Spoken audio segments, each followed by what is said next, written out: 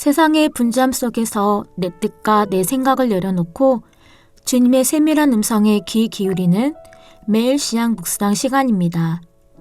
내 생각과 계획을 잠시 멈춘 이 자리가 말씀으로 영혼을 깨우고 삶의 참된 의미를 되찾는 귀한 통로가 되길 소망하며 이제 겸손히 마음을 열고 우리를 생명의 길로 인도하실 주님의 임재 안으로 나아가겠습니다. 먼저 성령님의 임재하심과 도우심을 위해 기도드리겠습니다. 거룩하신 성령 하나님, 이 시간 분주한 모든 상황에서 내 뜻과 내 생각을 열어놓고 나에게 말씀하시는 주님의 세밀한 음성에 귀 기울이길 원합니다.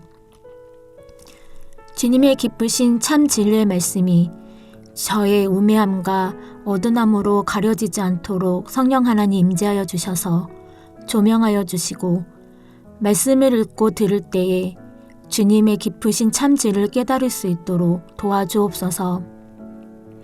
이 시간 주님과 깊은 사귐의 교제 시간이 되게 하여 주실 것을 믿고 예수님의 이름으로 기도드립니다. 아멘. 하나님께서 오늘 우리에게 주신 말씀을 읽겠습니다. 먼저 구약성경 사사기 10장 10절 말씀입니다.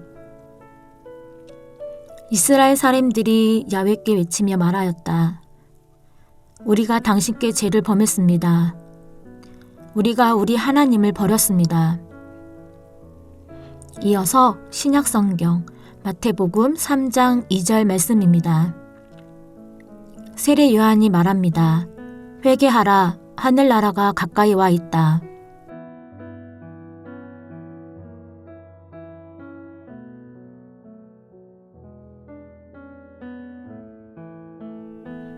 이번에는 순서를 바꿔서 다시 한번 읽겠습니다.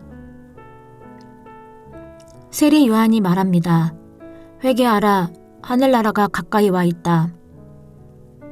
이스라엘 사람들이 야훼께 외치며 말하였다. 우리가 당신께 죄를 범했습니다. 우리가 우리 하나님을 버렸습니다.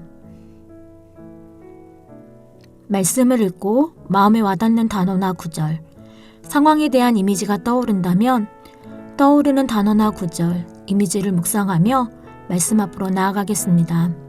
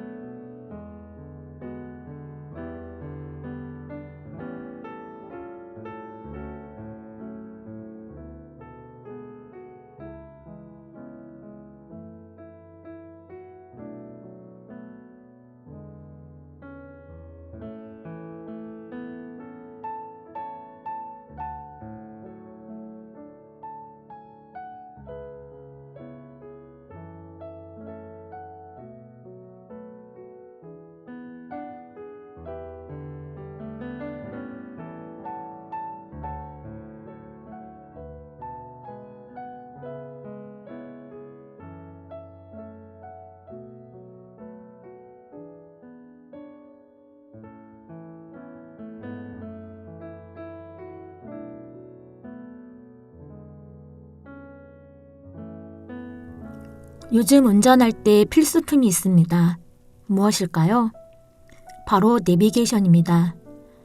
내비게이션은 초행길을 가는 운전자에게는 필수품입니다. 우리가 운전하며 약속 장소를 갈 때면 내비게이션에 장소를 입력하고 알려주는 길로 안내받으며 운전합니다. 내비게이션을 사용하는 운전자라면 모두 이런 경험이 있으실 거예요. 길을 가다가 이탈했을 때 혹은 차선 변경이 어려워서 길을 지나쳤을 때 내비게이션은 무심하면서도 정확한 목소리로 이렇게 말합니다. 경로를 이탈하였습니다. 경로를 재탐색합니다. 그렇다면 이 목소리를 들었을 때 가장 지혜로운 운전자는 누구일까요? 아마도 자신이 길을 잘못 들었음을 즉시 인정하고 다음 유턴 지점에서 핸들을 돌리는 사람일 것입니다.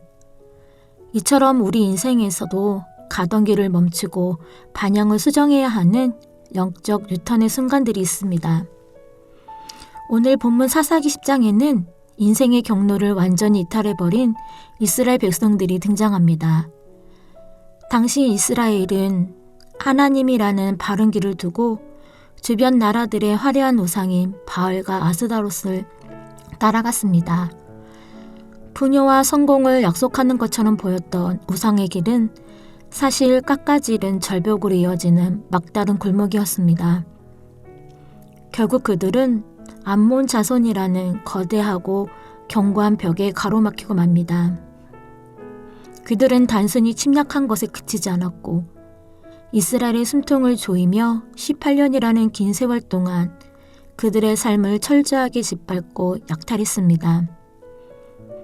사방이 꽉 막혀 돌아갈 곳도 스스로 일어날 힘도 없는 절망의 벼랑 끝에 내몰린 이스라엘은 비로소 하나님을 찾으며 부르짖습니다. 우리가 당신께 죄를 범했습니다. 우리가 우리 하나님을 버렸습니다. 이 부르짖음은 단순히 아픔을 호소하는 비명이 아니었습니다. 그것은 자신이 들어선 길이 잘못되었음을 분명히 깨달은 정직한 고백이었습니다. 우리가 있어야 할 자리를 떠났습니다. 라는 고백은 자신들의 이탈을 명확히 인정한 것이었습니다. 이처럼 회복의 시작은 언제나 나의 이탈을 인정하는 정직함에서 출발합니다. 하지만 성도님, 단순히 잘못을 인정하는 것만으로는 부족합니다. 길을 잘못 들었다는 것을 깨닫고 갓길에 차를 세워두기만 해서는 결코 목적지에 도달할 수 없기 때문입니다.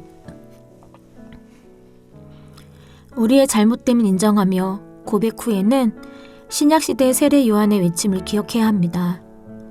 회개하라, 하늘나라가 가까이 와 있다.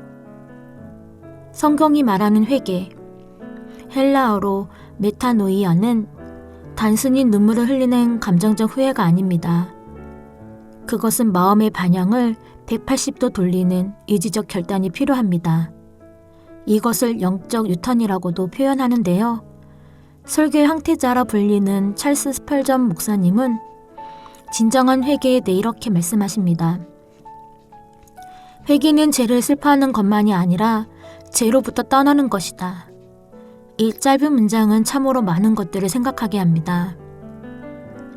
성도님, 혹시 죄를 지은 뒤에 오는 고통이 무서워 울고만 있지는 않으신지요? 혹은 들킨 것이 창피해서 후회하고 있지는 않으신지요? 찰스 스퍼전 목사님의 말씀처럼 진정한 회개는 눈물 젖은 얼굴로 여전히 죄의 길을 걷는 것이 아니라 비록 눈물을 닦지 못했더라도 그 길에서 발을 떼어 하나님을 향해 걷기 시작하는 것입니다. 세례 요한이 회개를 외친 이유는 우리를 정죄하기 위해서가 아닙니다. 바로 천국, 즉 하나님의 통치가 우리 코앞에 와 있기 때문입니다. 왕이 오고 계시는데 우리가 여전히 우상의 골목에서 서성이고 있어서는 안 되기 때문이죠. 천국은 멀리 있지 않습니다. 우리가 하나님께로 핸들을 돌리는 그 순간이 시작입니다. 지금 내가 가는 길이 하나님이 원치 않는 길이라면 즉시 멈춰서서 주님, 제가 틀렸습니다. 용서해 주십시오. 라고 고백하며 죄책감이라는 감정이 머물러 있는 것이 아니라 삶의 방향을 하나님께로 완전히 돌리겠다는 결단의 길을 가시기 바랍니다. 하나님은 우리의 완벽함을 요구하지 않으십니다. 다만 잘못을 깨달았을 때 돌이키는 용기를 원하십니다. 기도하겠습니다. 사랑의 하나님, 우리가 잘못된 길을 가고 있을 때 멈춰 설 수 있는 정직한 용기를 허락하옵소서. 죄를 슬퍼하는 눈물에만 머물지 않게 하시고 이제는 죄의 길에서 완전히 돌아서서 하나님을 향해 걷는 길을 가게 하옵소서. 우리 곁에 가까이 온 하나님 나라를 기쁨으로 맞이하며 오늘 하루도 주님의 핸들링을 따라하는 평안을 누리게 하옵소서. 예수님의 이름으로 기도드립니다. 아멘. 계속해서 말씀 가운데 잠잠히 머무르며 묵상의 시간을 이어가실 때 다음의 질문들을 통해서 주님의 음성에 귀 기울여 보시기 바랍니다. 첫째, 지금 내 삶에서 성령 하나님이 그 길은 내가 갈 길이 아니다 라고 경고음을 보내고 있는 구체적인 습관이나 태도가 있다면 무엇인지 묵상해 보시기 바랍니다. 둘째, 죄를 후회하는 눈물을 넘어 오늘 당장 그 자리에서 발을 떼어 떠나야 할 나의 행동은 무엇인지 묵상해 보시기 바랍니다.